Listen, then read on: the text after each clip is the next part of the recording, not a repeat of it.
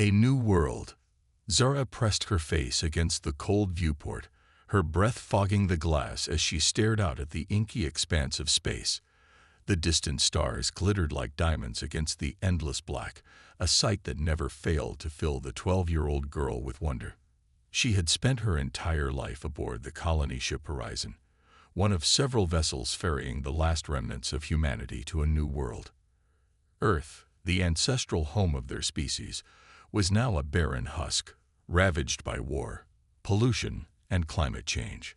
The lucky few who had boarded the colony ships were all that remained, charged with the daunting task of starting anew on a distant planet. Zara had known no other life but the confines of the ship, her days filled with lessons, chores, and the occasional game of zero tag with the other children. A sudden lurch interrupted her thoughts, sending her floating away from the viewport.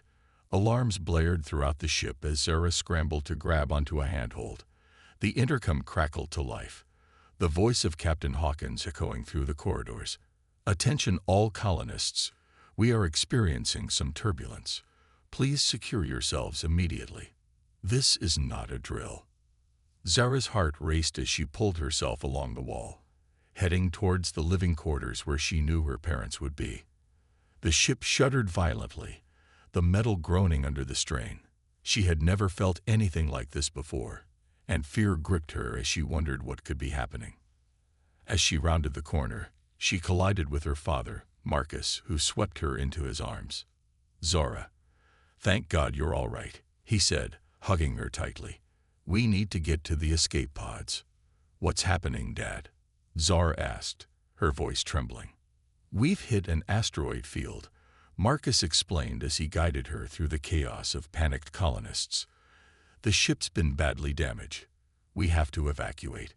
The escape pods were a flurry of activity as people strapped themselves in, their faces etched with fear and uncertainty.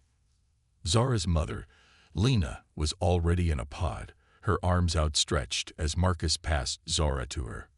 "Strap in, honey," Lena said, her voice trained but calm.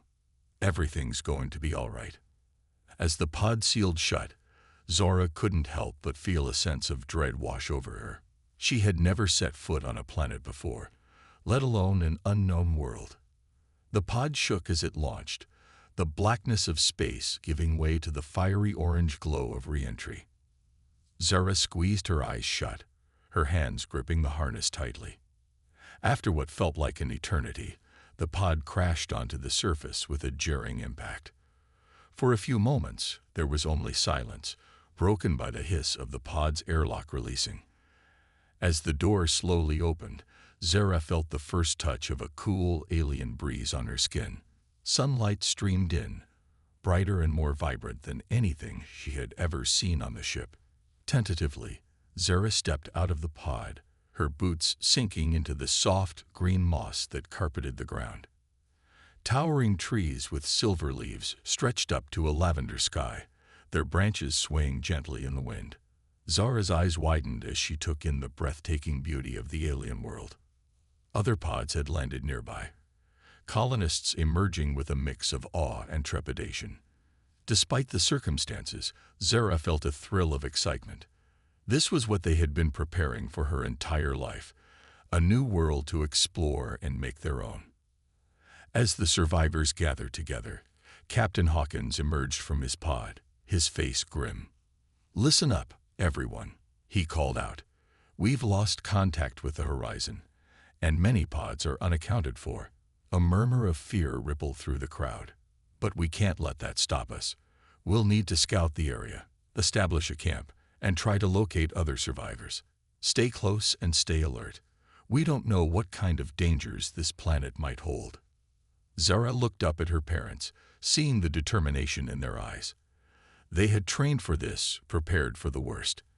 As they set out to explore the alien landscape, Zara couldn't help but feel a sense of destiny. They had escaped the dying Earth, crossed the stars, and now stood on the threshold of a new beginning. Whatever challenges lay ahead, they would face them together. A family, a community, the last hope of humanity. As they ventured deeper into the lush alien forest, Zora marveled at the strange flora around them. Towering mushrooms that glowed with bioluminescent light, delicate flowers that chimed like bells in the breeze, vines that coiled and uncoiled as if alive. It was like nothing she had ever seen in the holobooks back on the ship.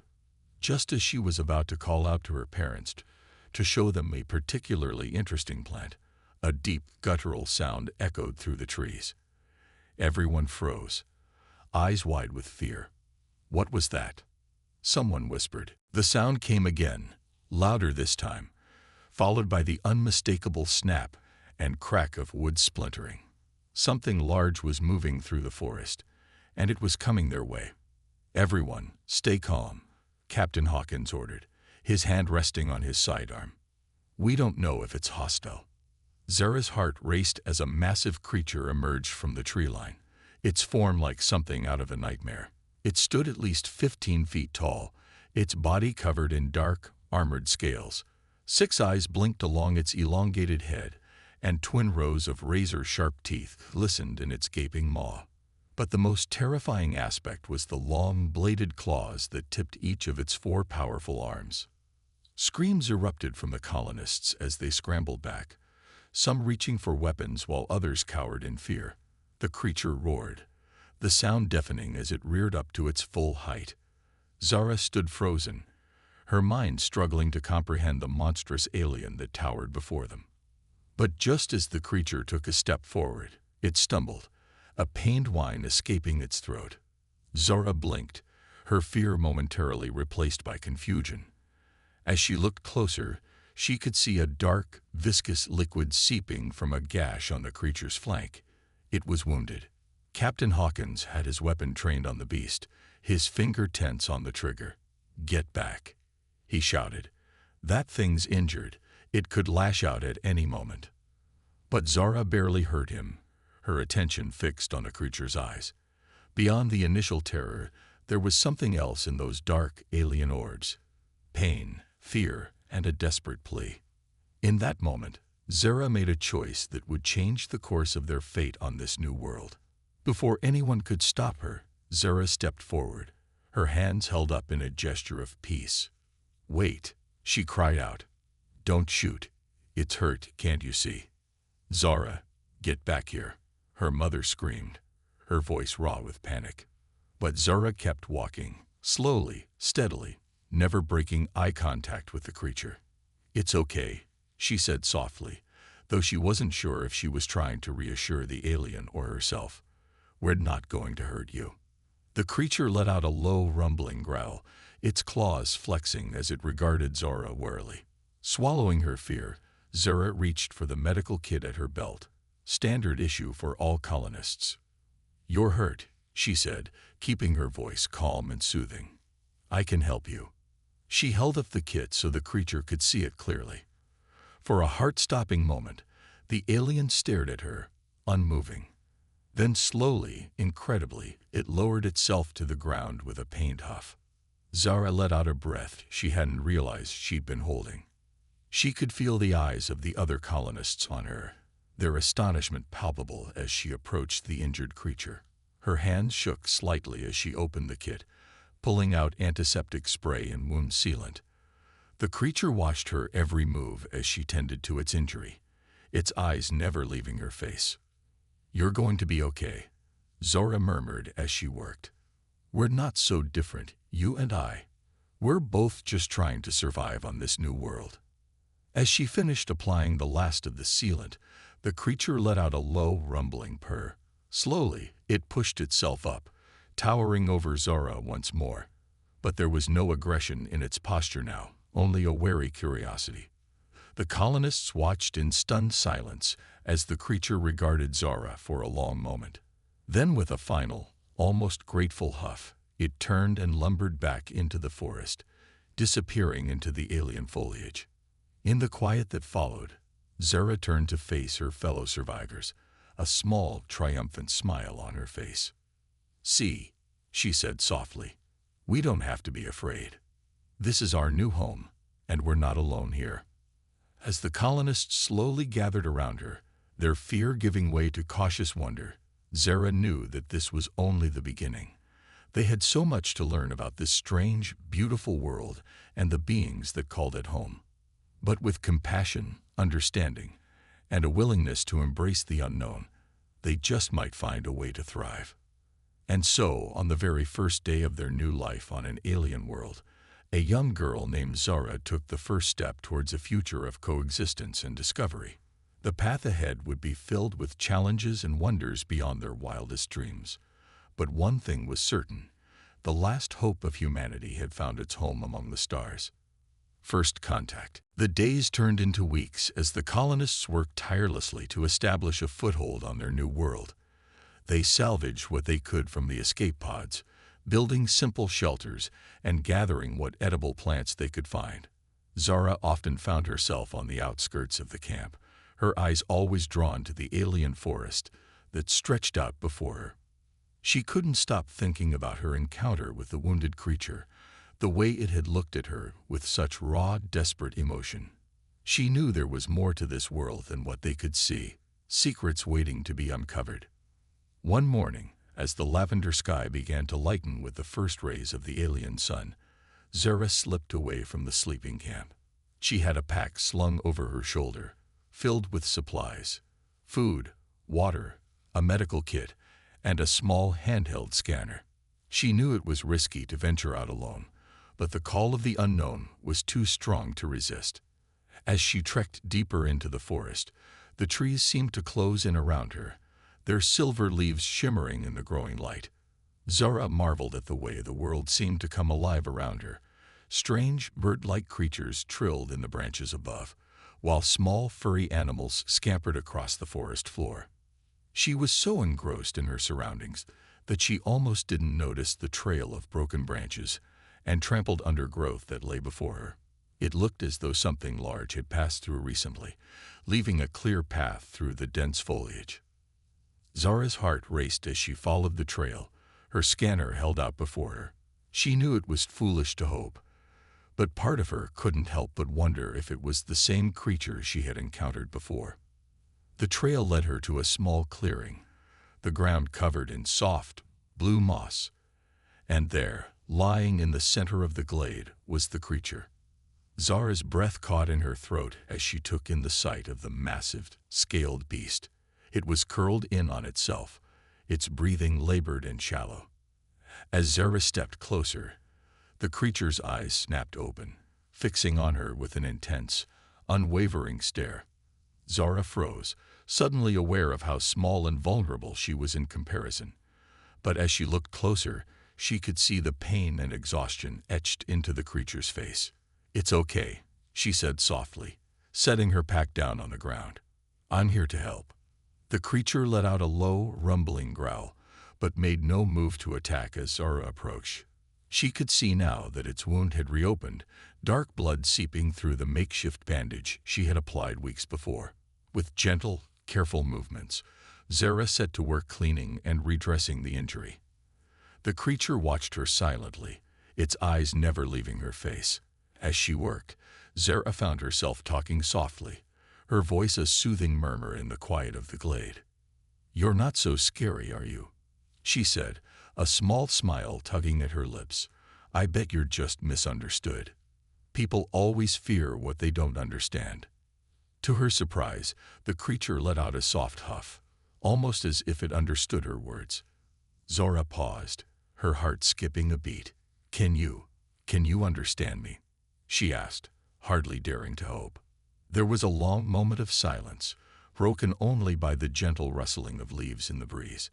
And then, impossibly, a voice echoed through Zara's mind. "Yes, child. I can understand you." Zara gasped, her eyes wide with shock. The creature's mouth hadn't moved, but she had heard its words as clearly as if they had been spoken aloud. "How?" she breathed, her mind reeling. "My kind, the Vindari, have the ability to communicate through thought," the creature explained, its mental voice deep and resonant. "It is how we speak to one another." Zara sat back on her heels, her heart racing with excitement and wonder. "You have a name," she said. "The Vindari. There are more of you." The creature's eyes seemed to dim, a deep sadness washing over its features. "Once, there were many of us," it said. "But now, our numbers dwindle with each passing sun. A blight, a sickness that we cannot understand, ravages our kind." Zara's heart ached at the pain in the creature's voice. She reached out, placing a small, comforting hand on its scaled flank. "I'm so sorry," she said softly. "Is there anything we can do to help?" The creature regarded her for a long moment, its eyes searching her face. "Perhaps," it said at last, "but it will not be easy. My people, they are proud and wary of outsiders. They may not accept your aid." Zara set her jaw, a determined fire burning in her eyes. "We have to try," she said firmly. "If there's even a chance we can help, we have to take it. Please, let me talk to my people. Let me try to convince them." The creature let out a long, considering rumble. "You have a brave heart, child," it said. "Very well. I will take you to the Elder Council. But be warned, the path ahead will not be easy." Zara nodded, her mind already racing with the possibilities. She knew it would be a challenge to convince the other colonists, especially after their initial encounter with the creature. But she also knew that this was their chance to forge a new future, one of cooperation and understanding. As she packed up her supplies and prepared to follow the creature deeper into the alien forest, Zara felt a thrill of excitement and purpose. They had come to this world seeking the new beginning, and now they had the opportunity to be part of something even greater. The creature pushed itself to its feet, towering over Zara once more. But this time, she felt no fear, only a sense of kinship and shared destiny. Together, they set off into the unknown, ready to face whatever challenges lay ahead. As they walked, the creature spoke to her of its world, of the wonders and dangers that lay hidden in the depths of the forest. It told her of the great cities that the Vindari had built, towering structures of living wood and shimmering crystal. And it told her of the blight, the terrible sickness that had swept through their kind like wildfire, leaving only despair in its wake. Zara listened with rapt attention, her mind buzzing with questions and ideas.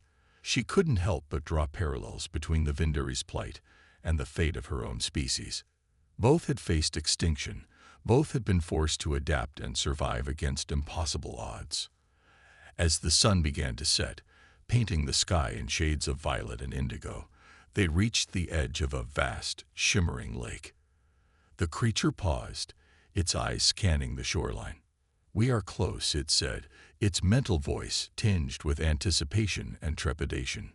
"The hidden city lies just beyond the water." Zara's heart raced as she followed the creature into the shallows, the cool water lapping at her legs. She had never seen anything like the sight that unfolded before her as they waded deeper. The lake seemed to glow with an inner light, bioluminescent algae casting a soft, ethereal shimmer across the surface.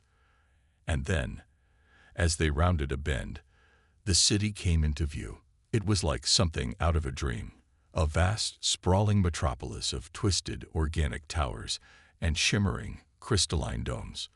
The structures seemed to grow out of the very earth, their roots twining deep into the lakebed. Zara gasped, her eyes wide with wonder. "It's beautiful," she breathed, her voice hushed with reverence. The creature let out a soft, rumbling purr of agreement. "Welcome to Kirin, child," it said, "the last great city of the Vindari." As they approached the shore, Zara could see figures emerging from the structures, their forms lithe and graceful as they moved across the glittering walkways. They were smaller than the creature beside her, but no less imposing, their scaled bodies adorned with intricate, swirling patterns. A group of them approached as Zara and the creature stepped onto the shore, their eyes wide with surprise and wariness. They spoke rapidly to the creature in their strange, melodic language, their tones urgent and questioning. The creature responded calmly, gesturing to Zara with one massive, clawed hand. She stood still, her heart pounding as the Vindari turned their intense, alien gaze upon her. For a long, tense moment, no one moved. And then one of the Vindari stepped forward, its eyes narrowing as it looked Zara up and down. You bring an outsider to our sacred city, Chiron. It asked, its mental voice sharp with suspicion. Have you forgotten the laws of our people? The creature, Chiron, bowed its head respectfully. I have not forgotten, Elder Zin, it said. But this child saved my life. She has shown compassion and bravery beyond her years. I believe she and her kind may be the key to our salvation. Elder Zin let out a low, considering hum, its gaze never leaving Zora's face. We shall see, it said at last. Bring her before the council. Let us hear what she has to say. As Chiron led her deeper into the city, Zora couldn't help but marvel at the otherworldly beauty that surrounded her. The Vindari moved about their daily lives, some tending to strange, luminous plants, others crafting intricate, shimmering artworks. Children played in the streets, their laughter echoing through the crystalline towers. But beneath the beauty, Zora could sense an undercurrent of tension and fear. She saw the way the Vindari's eyes lingered on the sickly, withered plants that dotted the city, the way they spoke in hushed, urgent tones. As they approached a massive domed structure at the heart of the city, Zora felt a weight settle on her shoulders. She knew that the fate of the Vindari, and perhaps the fate of her own people, rested on her next words. Taking a deep breath, she stepped through the arched, living doorway, ready to face the Elder Council and plead her case. The future of two species hung in the balance, and Zora was determined to see it through, no matter the cost. A desperate plea. The interior of the council chamber was unlike anything Zora had ever seen. The walls seemed to be made of living wood, pulsing with a soft inner glow. Intricate, bioluminescent patterns swirled across the curved surfaces, casting the room in an ethereal, shimmering light. At the center of the chamber, a group of Vindari sat in a semicircle, their scaled bodies adorned with elaborate, flowing robes. They were ancient, their eyes deep pools of wisdom and sorrow. As Zora approached, she could feel the weight of their gaze upon her, assessing, questioning. Chiron stepped forward, bowing deeply before the council. Elders, it said, its mental voice resonating through the chamber. I bring before you Zora, a child of the outsiders who have come to our world. She saved my life and has shown great courage and compassion. I believe she may be the key to our salvation. The elders murmured amongst themselves, their thoughts a swirling mix of curiosity, suspicion, and desperation. Finally, the eldest of them, a Vindari with scales of deepest blue, spoke. Step forward, child, it said, its voice like the whisper of wind through ancient trees. Let us hear your story. Zora took a deep breath, her heart pounding in her chest. She had never been more aware of her own smallness, her own insignificance in the face of such ancient alien power. But she knew she had to be strong, for the sake of her people and for the Vindari. She told them of her encounter with Chiron, of the way she had tended to its wounds and learned of the Vindari's plight. She spoke of her own people, of their desperate journey across the stars in search of a new home. And she spoke of her belief that together, humans and Vindari could find a way to overcome the blight that threatened to destroy them all. As she spoke, Zora could feel the elders' minds brushing against her own, gauging her sincerity, her determination. She poured every ounce of her conviction into her words, willing them to understand, to believe. When she finished, there was a long, heavy silence. The elders looked at one another, their thoughts a swirling maelstrom of conflicting emotions. Finally, the eldest spoke again, its voice heavy with sorrow. Your words are brave, child, it said, but you do not understand the magnitude of what you ask. The blight is not a simple sickness. It is a curse, a punishment for our hubris and our folly. We have tried every remedy, every cure that our greatest minds could conceive. Nothing has worked. Zora's heart sank, but she refused to give up hope. But you haven't tried everything, she said, her voice ringing with determination. You haven't tried working with us. My people, we have technology, knowledge that you don't. If we work together, surely we can find a way. The elders murmured again, their thoughts tinged with skepticism and fear. But there was something else there too, a flicker of hope, of desperate longing. "And what of your people?" another elder asked, its scales a shimmering green. "Will they be willing to help us, after the way we greeted them? Will they see us as anything more than monsters?" Zara met the elder's gaze unflinchingly. "I won't lie to you," she said. "It won't be easy. My people are scared and confused. But I know that if they could see you as I do, if they could understand your plight, they would want to help. We came to this world seeking a new beginning, a chance to build something better. What better way to start than by forging an alliance, by working together to overcome the greatest threat either of our species has ever faced?" The elders were silent for a long moment, their thoughts churning with indecision. Finally, the eldest let out a long, weary sigh. "Very well," it said. "We will trust in your words, child. Go to your people. Convince them of the righteousness of your cause. If they agree to aid us, we will welcome them as allies and friends." Zara felt a surge of relief and gratitude wash over her. She bowed deeply, her heart swelling with determination. "Thank you," she said. "I won't let you down. I'll make them understand, I promise." As she turned to leave, Chiron stepped forward, its eyes shining with pride and respect. "I will go with you," it said. "I will stand beside you as you plead our case to your people. Together, we will forge a new future for both our kinds." Zara nodded, a small smile tugging at her lips. She knew the road ahead would be difficult, that there would be obstacles and challenges at every turn. But she also knew that she had found something precious here, something worth fighting for.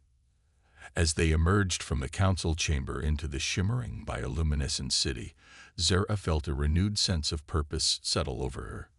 She had made a promise, not just to the Vindari, but to herself.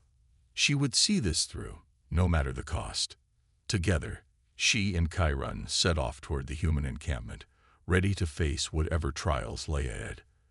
The fate of two species rested on their shoulders, but Zara knew that with courage, compassion, and an unwavering belief in the power of unity, they could overcome anything.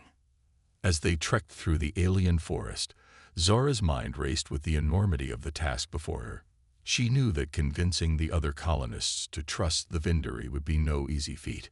Fear and prejudice were powerful forces, and the initial encounter with Chiron had left many of her people wary and suspicious.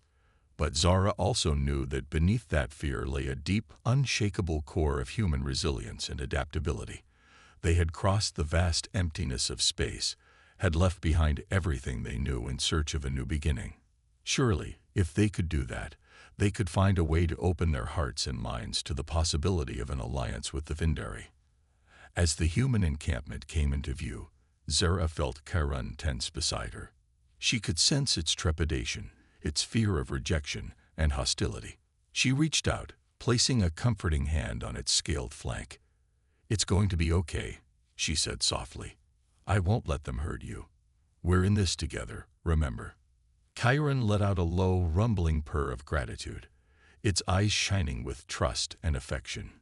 Together, they stepped into the clearing, ready to face the shocked and wary faces of the other colonists. At first, there was chaos. People shouted and scrambled for weapons, their faces pale with fear and confusion. But Zara stood tall, her voice ringing out clear and strong above the din. "Wait," she cried. "Please, listen to me. This is Chiron. It's the creature I told you about, the one I helped. And it needs our help now, more than ever." Slowly, hesitantly, the colonists lowered their weapons, their eyes wide with disbelief and uncertainty. Zara's parents pushed their way to the front of the crowd, their faces etched with worry and relief. "Zara, what's going on?" her mother asked, her voice trembling. "What are you doing with that thing?" Zara took a deep breath, her heart pounding in her chest. "Mom, Dad, everyone, there's something I need to tell you. Something incredible and terrifying and wonderful, all at the same time." And so, with Chiron standing silently by her side, Zara began to speak. She told them of the hidden city, of the elders, and their desperate plea for aid. She spoke of the blight that ravaged the Vindari, of the countless lives that hung in the balance. And she spoke of the potential for a new future, a future in which humans and Vindari work together to build something greater than either species could achieve alone. As she spoke, Zora could see the expressions on the faces of the colonists shifting, from fear to confusion to cautious wonder. Some shook their heads in disbelief, muttering about the dangers of trusting an alien species, but others leaned forward, their eyes alight with curiosity and hope. When she finished, there was a long, heavy silence. Finally, Captain Hawkins stepped forward, his face grave and thoughtful. "Zora," he said slowly, "what you're asking, it's no small thing. These creatures, the Vindari, we know nothing about them. How can we be sure they won't turn on us the moment we let our guard down?" Zora met his gaze unflinchingly. "I know it's a risk," she said, "but it's a risk we have to take. The Vindari are dying, Captain. They need our help, and we need theirs. This world, it's not just ours anymore. It's theirs too. If we want to build a future here, we have to do it together." There was another long moment of silence. Then, slowly, one by one, the colonists began to nod. Some still looked uncertain, but there was a new light in their eyes, a flicker of hope and determination. "Okay," Captain Hawkins said at last. "We'll do it. We'll work with the Vindari, try to find a cure for this blight. But Zora, you're going to have to lead the way. You're the one who brought us together. You're the one who has to see it through." Zora nodded, her heart swelling with a fierce, unshakable resolve. She turned to Chiron, seeing the gratitude and respect shining in its alien eyes. "Together," she said softly, "we'll do this together." And together, human and Vindari, they set off into an uncertain future, ready to face whatever challenges lay ahead. The road would be long and hard, but Zora knew that with courage, compassion, and an unwavering belief in the power of unity, they could achieve the impossible. The stars above seemed to shine a little brighter, as if in recognition of the momentous step they had taken. On a distant, alien world, the last remnants of humanity had found a new purpose, a new reason to hope. And in the heart of a young girl, a flame of determination burned bright, a beacon to light the way forward into a brighter tomorrow. Conflict and resolution. The days turned into weeks as the human colonists and the Vindari worked tirelessly to understand and combat the blight. Teams of scientists and researchers from both species pored over data, conducted experiments, and shared knowledge in a desperate race against time. Zora found herself at the center of it all, a bridge between two worlds. She spent long hours in the Vindari city, learning their ways, their culture, their language. She marveled at their incredible biotechnology, the way they could shape living matter into tools and structures that seemed to defy the laws of nature. But even as progress was made, tensions simmered beneath the surface. Many of the colonists still harbored deep-seated fears and prejudices, and the close proximity to the alien Vindari only served to exacerbate those feelings. There were arguments, scuffles, even a few outright fights. Zora did her best to mediate, to keep the peace, but it was an uphill battle. She could see the strain on her parents' faces, the worry in their eyes every time she ventured into the Vindari city.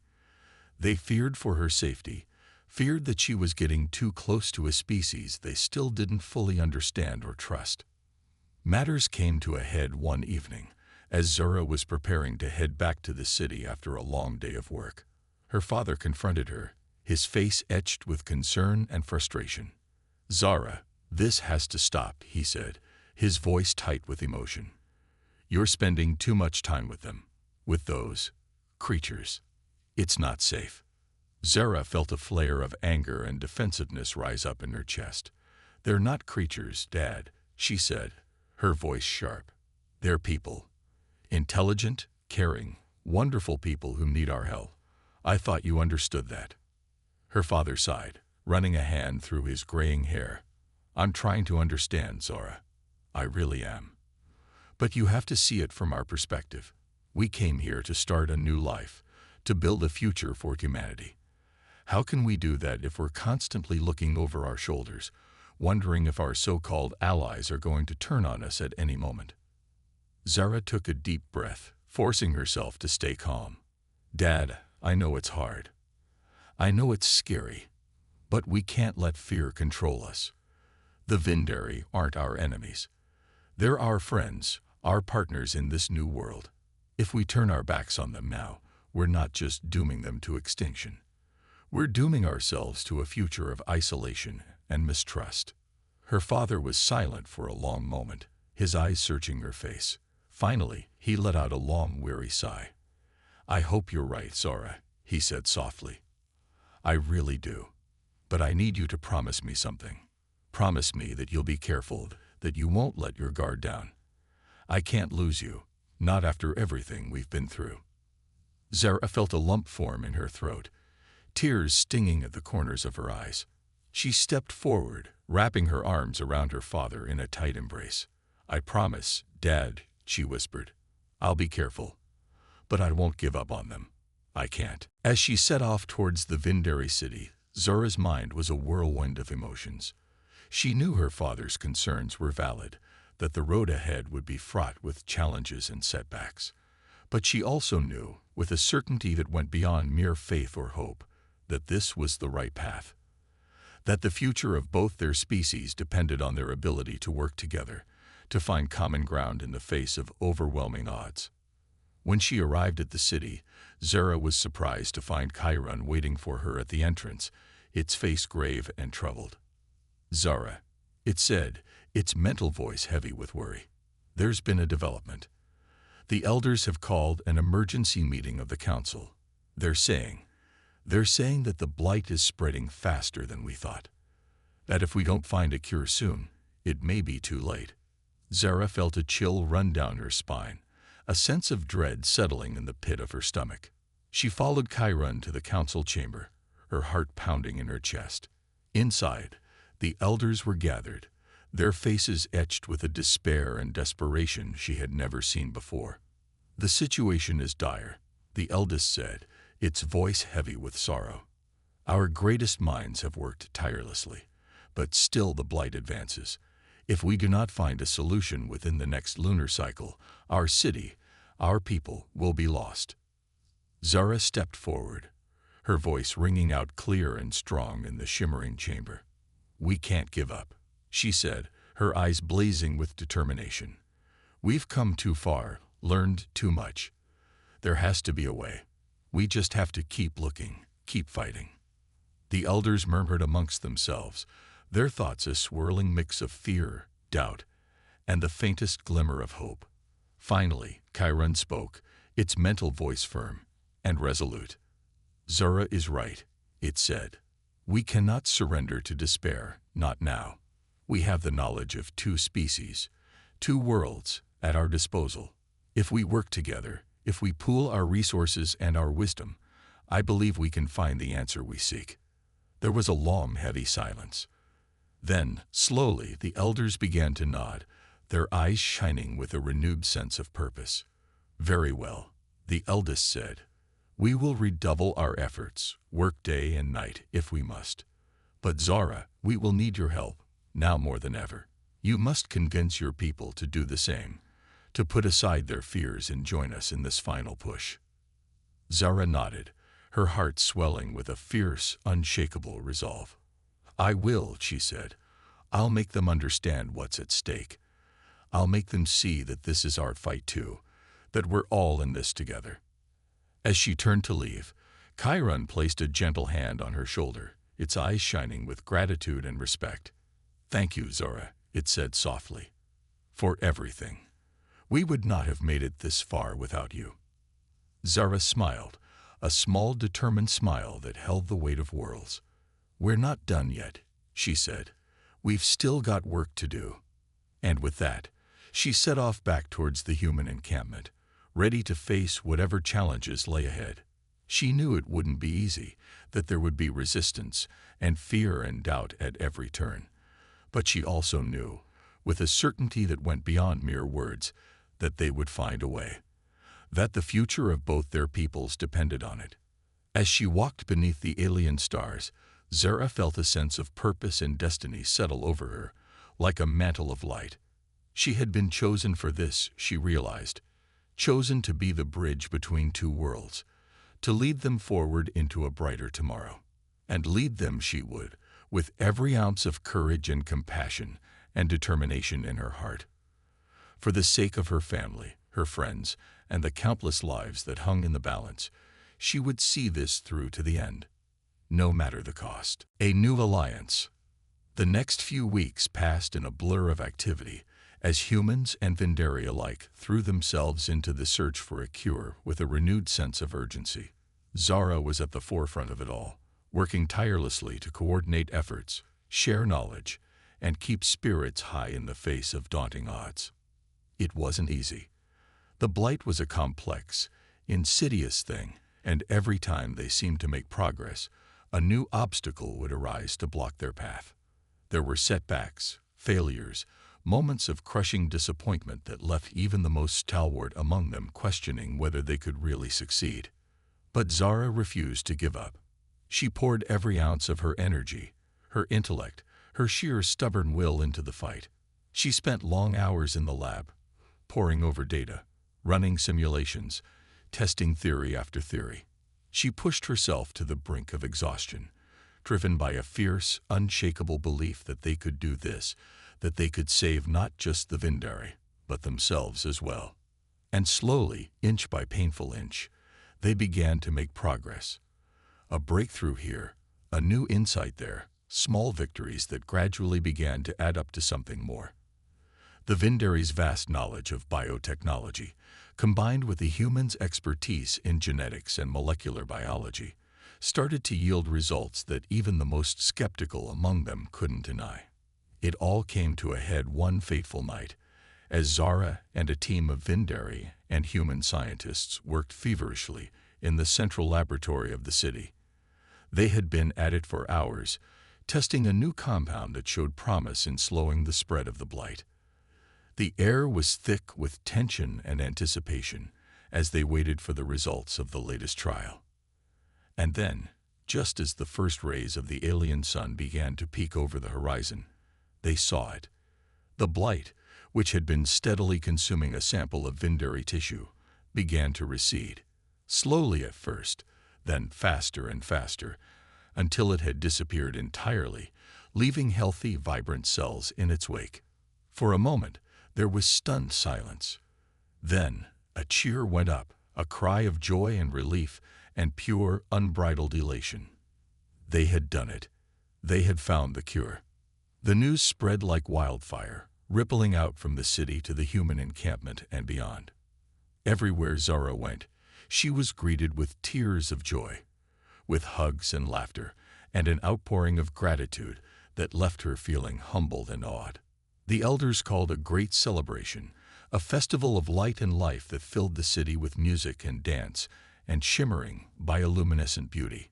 Humans and Vindari mingled freely, their differences forgotten in the face of their shared triumph. Zara stood at the center of it all, watching with a heart full to bursting as her two peoples came together as one. She saw her parents, their faces glowing with pride and love, saw Captain Hawkins shaking hands with the elders, saw Chiron standing tall and proud, its eyes shining with a joy that transcended words. And in that moment, Zara knew that everything they had been through, every trial and hardship and moment of doubt, had been worth it. They had not just saved a species, but forged a bond that would last for generations to come. A bond of trust, of friendship, of shared purpose and common destiny. As the celebration reached its height, the eldest of the elders approached Zara, its face radiant with gratitude and respect. "Zara," it said, its mental voice ringing with emotion, "we owe you a debt that can never be repaid. You have saved not just our lives, but our very souls. From this day forward, you and your people will always be welcome here, will always have a place among us as honored friends and allies."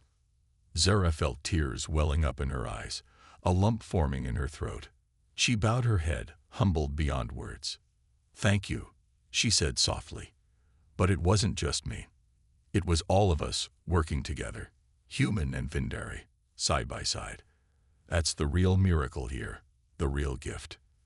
The elder nodded, its eyes shining with wisdom and understanding.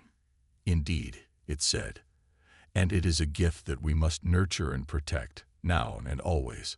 For in the face of the challenges that lie ahead, it is the only way forward, the only way to build a future that is bright and boundless and full of hope. Zara looked out over the celebration, at the sea of faces, human and Vindari alike, all shining with the same light, the same fierce, unshakable joy. And she knew, with a certainty that went beyond mere words, that this was only the beginning, that the alliance they had forged here, in the crucible of adversity and shared struggle, was a foundation upon which they could build a tomorrow beyond their wildest dreams. Hand in hand, heart to heart, they would face whatever challenges the future held, and they would do it together, as one people, one family, united by a bond that could never be broken. As the celebration stretched on into the night, Zara found herself wandering through the shimmering streets of the city, her heart full to bursting. Everywhere she looked, she saw signs of the new world they were building together. Vindari and humans working side by side, laughing and learning and growing together. She saw human children playing with Vindari young, their laughter ringing out like music in the air. She saw Vindari elders sharing their wisdom with human scientists, their minds meeting in a dance of discovery and understanding. And she saw her own family, her parents, and Chiron, and all the others who had become so dear to her, their faces alight with a joy that transcended species or culture or creed. It was a vision of the future, Zara realized, a glimpse of what could be if they held fast to the lessons they had learned, to the bonds they had forged in the heat of battle and the light of shared triumph. A future where differences were celebrated rather than feared, where diversity was a strength rather than a weakness, where all beings could come together in a great tapestry of life and love and endless possibility. As she walked, Zara felt a sense of peace settle over her, a deep, abiding contentment that seemed to radiate from the very core of her being. She had set out on this journey a child, full of fear and uncertainty, but she had emerged a leader, a visionary, a beacon of hope for all those who looked to the stars and dreamed of a better tomorrow. And she knew, with a certainty that went beyond mere faith or belief, that this was only the beginning, that the alliance they had forged here, on this distant alien world, was a seed that would grow and flourish and bear fruit beyond their wildest imaginings. That the story of humans and Vindari, of Zara and Chiron, and all those who had fought and struggled and triumphed alongside them, would be told for generations to come, a legend to inspire and uplift and guide all those who followed in their footsteps. For they were one now, human and Vindari, children of the stars, brothers and sisters in the great dance of life. And together, there was nothing they could not achieve, no dream they could not make real, no future they could not build with the power of their united will and the light of their shared love. And so, as the celebration swept on around her, as the music swelled and the laughter rang out, and the stars wheeled overhead in their timeless dance, Zara raised her voice in a song of joy and triumph, a song that echoed across the alien world and out into the vast, infinite reaches of space beyond. A song of hope, of unity, of the boundless potential that lay waiting in the hearts of all beings, if only they had the courage to reach for it. A song of a new dawn, a new age, a new alliance forged in the fire of shared struggle and tempered in the light of shared victory.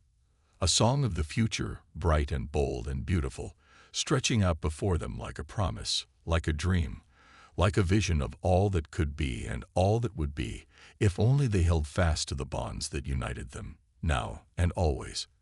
And as the song rose and swelled and filled the air with its melody, Zara knew that it was a song that would never end, a story that would be told and retold and cherished for generations to come. For it was the song of their triumph, their unity, their unbreakable alliance. It was the song of Zara and Chiron, of humans and Vindari, of all the countless lives that had been touched and changed and forever entwined by the miracle they had wrought together. It was the song of a new world, a new hope, a new and glorious future dawning bright and clear and full of promise. And it was a song that would echo through the ages, a beacon to guide and inspire all those who followed in their footsteps, all those who looked to the stars and dreamed of a better tomorrow. For they had proven, beyond all doubt or question, that when beings of goodwill and courage and compassion came together in common cause, there was no limit to what they could achieve, no boundary to what they could become, no end to the wonders they could create. And that was a truth that would endure, now and always, shining bright and clear and eternal, like the stars themselves.